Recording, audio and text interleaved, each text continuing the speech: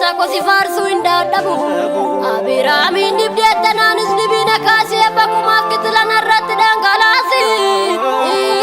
Narratti dhangalaasi. Yesuus barri mootummaa kee dhumaaf safaran qabu yoomuu taanan gooftaa koo si faarsuu hin dadhabu. Abiraamiin dibdeetta naanis dibina kaasee bakkumaaf kitila narratti dhangalaasi. Narratti dhangalaasi. Nuga machiisa malee unuufoo Yesuus tu dhufee diinota lolee. Inni kaan baduu miti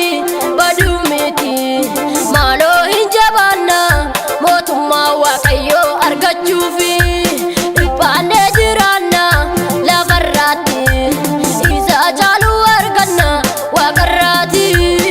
Isumatu nu hambisa warra nu gaadhaani gogombisa.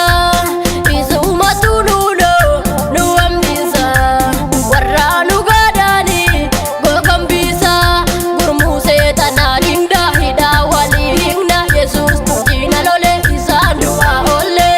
Gurmuu seexanaa dhingda hidhaa walii hingna Yesuus tu diina lole isaan du'aa oolle. Isaan du'aa oolle. Isaan du'aa oolle. Isaan du'aa oolle.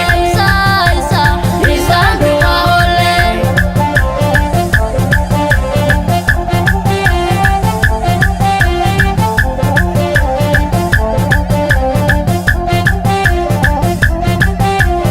Akkuma dubbanna sobaa hin faarsinu bara dhufaatiisa waliin qaanessiin.